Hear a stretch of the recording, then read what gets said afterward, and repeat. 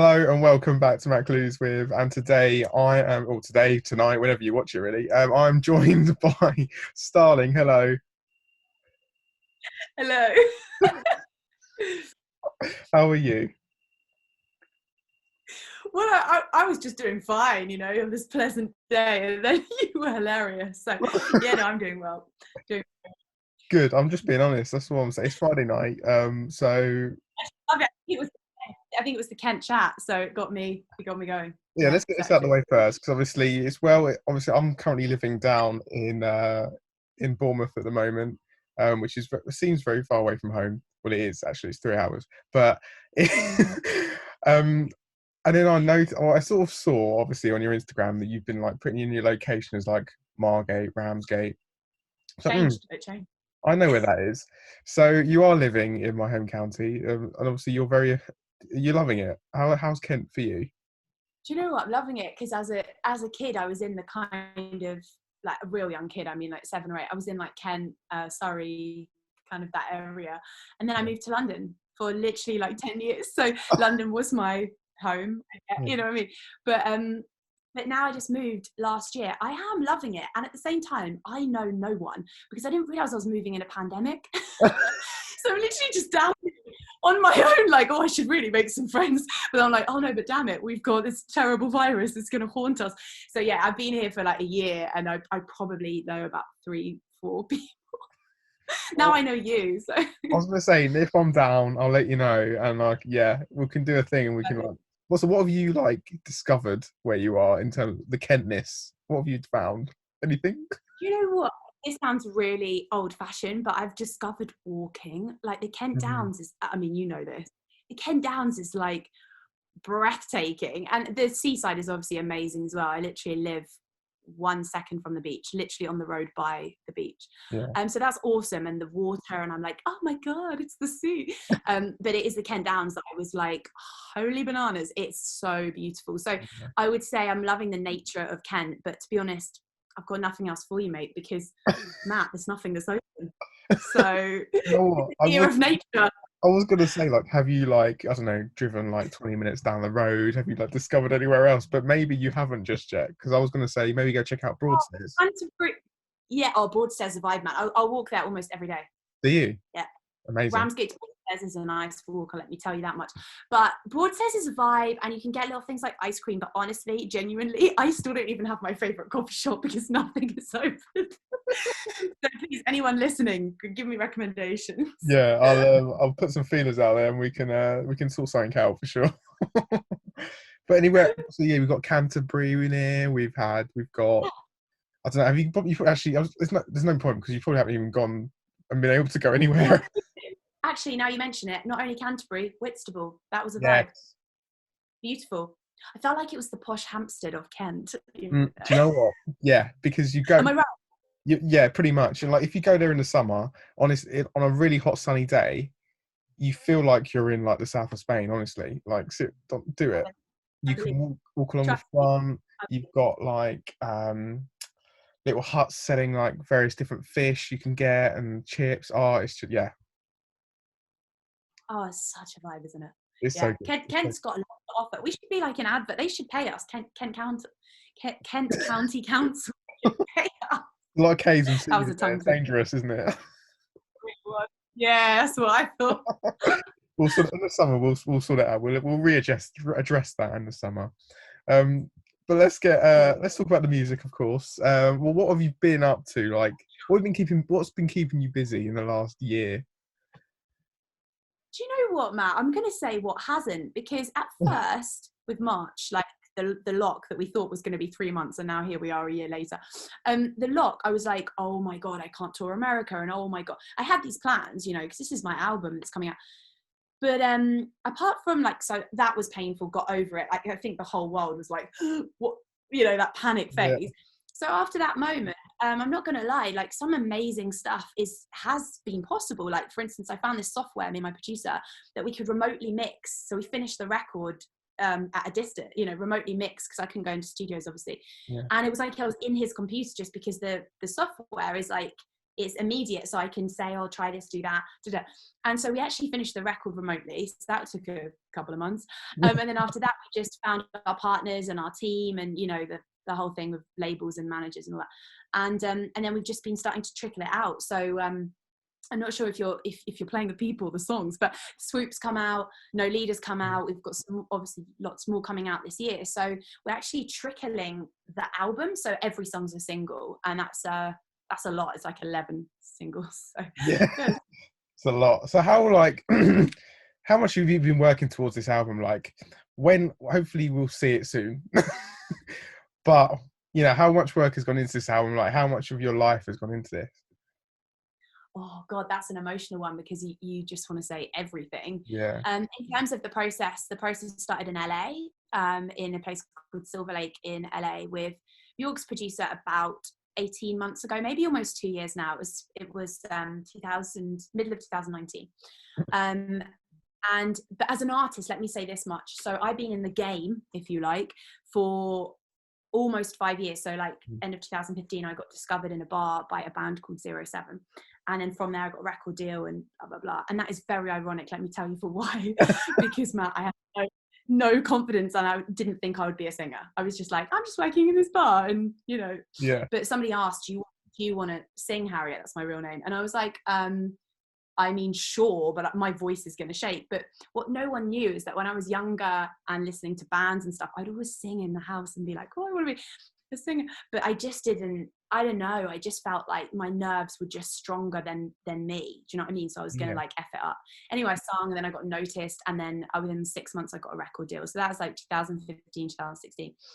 And then what happens, or at least what I was advised to do, is you release singles, like you release EPs, because you need to build your audience. If you are discovered yesterday, Matt, you're not going to drop an album tomorrow. Because you need to build that fan base. Yeah. So ultimately, I've been releasing EPs. I released one a year, so there's 3 EPs, and they've got like 4 songs, in each of them, and found my sound, developed. And so really the answer to your question is it's taken 5 years, but in terms of the actual process, it's 18 months. But in terms of like, what are you giving to your debut album? Like, you're giving everything. Like, you're writing, every song's personal. You're writing the truth as you see it, or in this case, as I see it.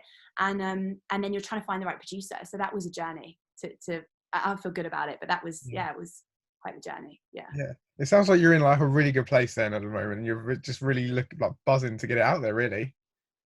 Yeah, I'm literally pumped. And also there's a confidence, whereas when I should just say when I start out, I did feel like, you've got this voice, and then you're just, it's just, to find the right people is a thing, and to also find within yourself what you're really trying to say. Yeah, no, completely. Yeah, I know exactly what you mean. So you spoke about singing around the house. So let's take it back then. Where did music really start for you? Oh, I don't know. This is going to sound so tacky, but like when I was really young, like 5, there was like All Saints and Spice Girls and I don't know, the original Idol, like, I'm talking like late 90s. Gates versus whatever. So yeah, that. Yeah, do you remember that? Yeah. So I'd say like that gave me a lot of hope as a child. I was living in my parents were getting divorced. There was a lot going on. I'm one of 6 children, and there's something about music that kind of made me feel, I don't know, hopeful, or like there was a sense of fun. And I guess when I really think about why I've gone into pop rather than another genre, is there's something about pop that almost feels larger than life, with like the heels or the I can see them. There's loads. But you know what I mean, this is audio, but anyway, just trust, I'm in my costume room, guys. But yeah, just the idea of really like emphasizing who you are, and emphasizing elements, whether it's glamour or whether it's like David Bowie, who's showing all his different masculine, feminine elements. Like I've always loved artists. Madonna, my mum always used to put, like, there's just a lot in childhood looking back that was really cute, and I just never realized that it could be me that was the artist. Yeah. So where would you say your influences came from? Obviously you mentioned Madonna. Is that like one that was really up there? Yeah, kind of. I'm a bit of a tricky one with that question, to be honest, because I've got a lot of influences, and I'll tell you for why. I ended up so I was at certain schools, state schools, and then at one point my dad was like, right, you're going to private school now that you're older, I want you to have the best, get as much as you can. it was a tricky one. So I managed to get a 50% scholarship so that I could go to this really posh school. Anyway, it happened to be a dance school, and I got a physical education scholarship. And so dance, the music that was played in the dance classes was like influencing me. So even though I'm way too young for like Massive Attack, or I'm way too young for, oh, God knows what they used to play, but it was that emotional music that got me kind of what's the word, like yeah, it got me dancing. Oh, sorry, someone's calling. It got me dancing, but it also, funny enough, that's the DJ that my song is just out with. But yeah, Yeah. so it's popping off right here in Starling HQ in bloody Kent. Yeah, so yeah, so I would say like it's a tricky one, man, because anything from Alanis Morissette to Massive Attack to, you know, Spice Girls, do you know what I mean? It's quite eclectic, but ultimately there was a lot of music that was played in those dance classes that really got me to like different flavors. Yeah. So when you're making your music, Yeah. was there a point where you just went, that's it, that's me, I'm done, that's my album? Like, do you know what I mean? Did you like, was it, what point was it you just went, that's my sound? Yeah, I actually only quite recently, I'd say within the last 18 months, I released a song called Profiteroles. I don't know if you know of it, but Yeah. I'd love you to hear it because it's the lyrics are quite unusual. It's sort of quite a weird song. And when I wrote that song and I got that produced, I was like, this is what I'm going to do. I'm going to do pop, but it's got to be quirky. It's got to be so quintessentially English and a little bit weird that it's pop on its own terms. So yeah, so that's it. And is profiteroles a reference to your favorite dessert? Do you know what isn't? But people are always like, oh, it's the profiteroles girl. I'm like, mate, no, I much prefer like custard and sponge, you know. So, so And go yeah, at heart. yeah, totally, I'm 100%. I'm like, yeah, I'm like a jam roly What poly, about you? Are you a jam roly poly guy? like syrup sponge, like apple crumble. Yeah. Do you love custard as well, or do you prefer ice cream? No custard, yeah. Yeah, Yeah. come on, isn't it? And I Yeah. feel like it's so British as well. Like whenever I'm in America, they're like, sorry, what? Um, I can imagine. but yeah. Yeah, and they call profiteroles cream puffs, and I've got American management, and they were like, "What is this profiteroles?" And I was like, "No, guys, it's like your cream puffs. Trust me, we got to release it." Yeah.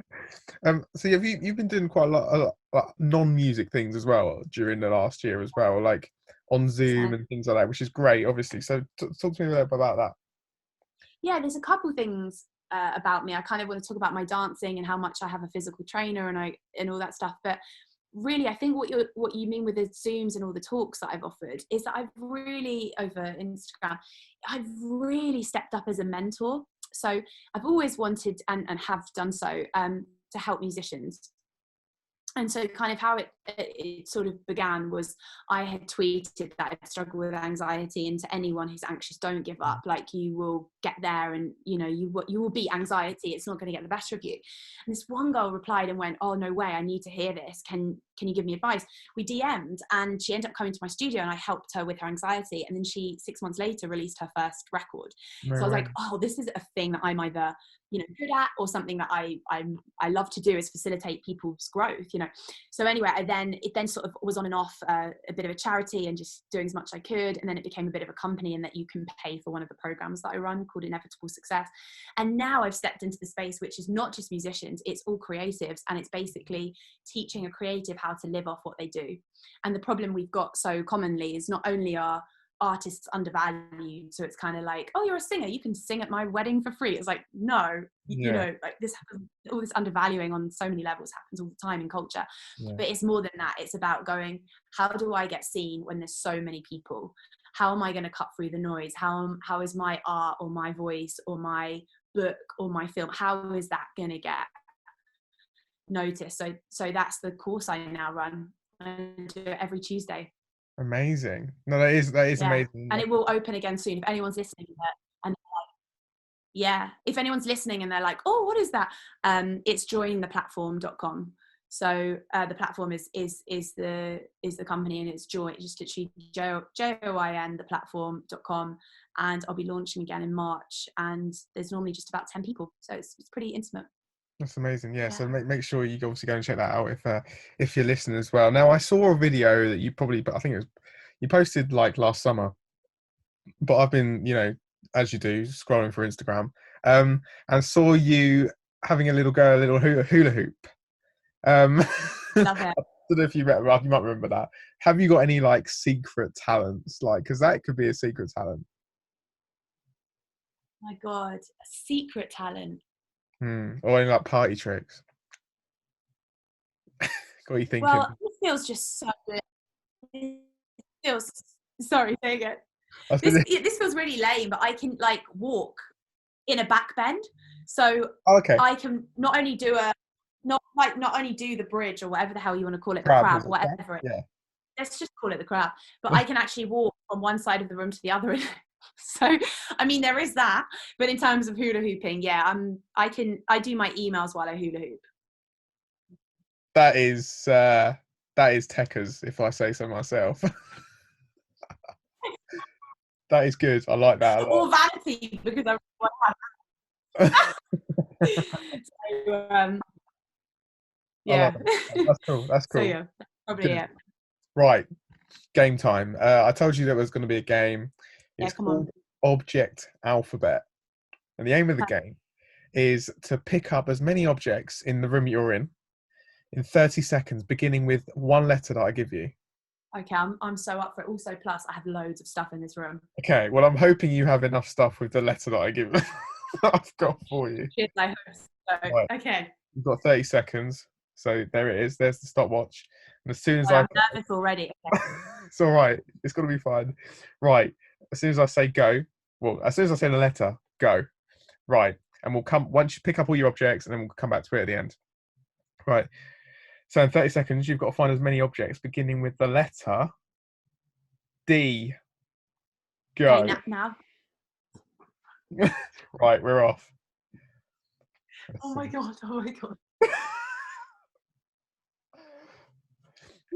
Oh my god, I'm drawing a blank. Oh my god. It's all right. You can do this. 15 seconds gone. Oh my I can't even think of anything else I can help you with. 10 seconds left. god. 5, 4, 3, 1.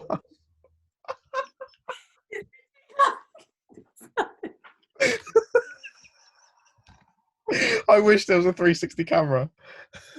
Literally, I really wish you would have seen what I was doing. I was creeping around. I was going like handbag, clothes, shoes. I was like books.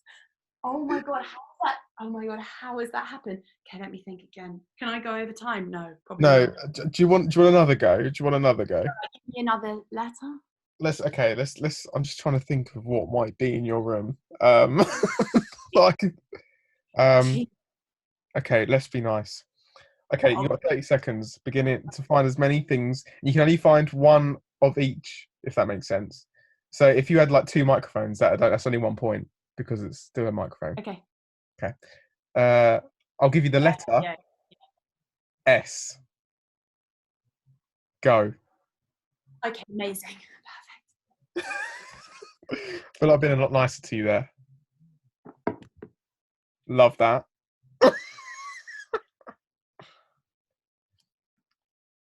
Nice shoes. Blue. Very blue. 15 seconds gone. 10. 5. 2. 1. Finito. Oh my god, only two things. Okay. This says quite a lot about me. Let me digress here. Sage. Someone gave me this sage for any time I feel bad that I'll just douse myself in sage. Here we Okay. are. Haven't yet used it, but very nice idea. Shoes. I have approximately like 20 shoes. I can see. And over there as well, I've got even more. So I just thought Yeah. I'd bring one, but because you said you can't have all of them, otherwise I would have bought all of them. That's but fine. thank God it was an S because wow, D was really atrocious. Do you know, I can't even think of anything that begins with that you would have in your room that begins with D. I'm looking around now and I'm like, what do I? Begins with, like, deodorant. Yeah, but that's down in the bathroom. Uh, yes, that's Yeah, true. because the thing is, now that I moved to Kent, I actually have space. So I have like a separate, I actually have a separate, that's a thing. Yeah, that's a thing. Maybe I'll blame it on that. Well, no, two's good. I'll give you this, obviously the two for the S, which was good. Okay, I got points. Nice, nice. On the leaderboard, you're not at the bottom, but you're not at the top either. But that's okay. Who's at the top? Oh, God, how many points is at the top? 7. Wow. So, no kidding. At the moment is so we of all time we've got Lauren from Four of Diamonds, the band Four of Diamonds, and Mark Reed from A1. Oh my God. And they're top. They're They're at top. top. Yeah. Oh my God, I'm actually slightly jealous of these people. I might have to do like an ultimate sort of game where we go down to Ramsgate Beach and Oh we my just God, perfect. we get everyone in a line and we have to, like, I don't know, gather loads of stuff and see what happens. You could do it on the beach, but then you've got like pebbles, sand, I don't know, ice cream. I mean, depends on the season, but like, Yeah, or like a game of like mini golf. yeah, fair play. That Yeah, could that work. could be really telling who's on the top. Yeah, and I'd fancy it as well. Yeah, it's the um, perfect way to do Kent, isn't it? But anyway, exactly. So to finish, obviously we're at the very start of 2021, but what how bearing in mind we don't know what we can do this year. Obviously, there's probably so many plans that you've got in place that you want to get hold of, but what are you looking forward to the most? wow, for this year, Yeah. I am most looking forward to, oh, sorry, it's a lame one, but releasing my music Hmm. because I've heard it for a long time and no one's heard it. Yeah. So I would say that. Also, I got to say, from a personal perspective, I'm looking forward to holiday. I haven't traveled in over a year, and none of us have. And so I'm already planning what that is going to be. So, yeah, release the music, take a holiday. Amazing. Well, Starling, it's been amazing to chat to you. Thank you so much You. for joining me. Um, I look forward to seeing you in Kent very soon. Got it. Thank you and all the best with the album. I can't wait to hear it. Thank you so much, Matt.